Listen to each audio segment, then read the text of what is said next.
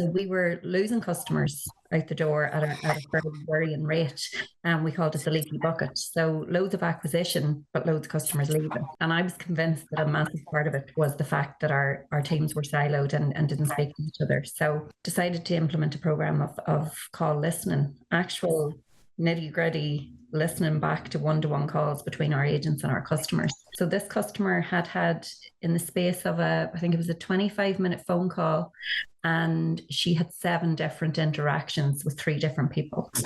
So from reception, passing on the call to somebody in the finance department who gave her the bad news that she built up a balance that she knew nothing about. Rather than address that problem, she sent her back to sales support because they deal with pricing. This was the language used. I only collect the money, they deal with price, and they might be able to do something on your price.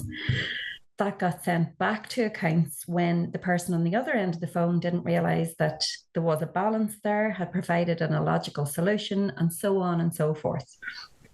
Long story short, had we actually contacted this customer a year previous when they were due to come out of their contract and taken control of the conversation and talked to them about pricing then before they built up a debt, we would have had a very happy customer who was delighted by the phone call they received from us.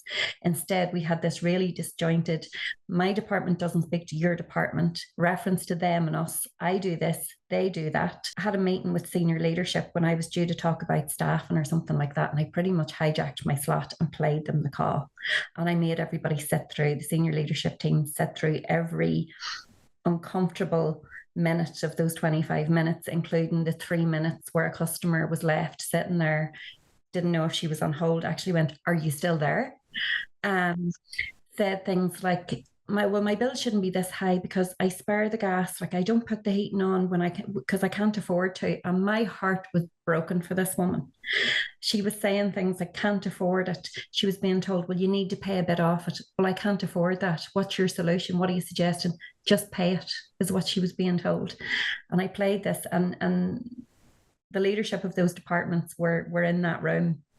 And every single one of them started doing this, and they were shifting in their seats, and they were, that could be my mother, or that could be my aunt, or this is atrocious. We have to do something about this. We need to take action immediately. We need to take action yesterday. But when they heard a real live person with feelings and a real life, all of a sudden, literally, now I'm not saying this phone call did it all, but what it did do is convince people who were on the fence. Sometimes bringing a real life customer into the conversation can be really powerful because data can you have the insights to back it up. These are the customers we're losing. This is the costing issue. These are the processes that we use. So you have it all there. But sometimes just a real life voice can tip it over the line.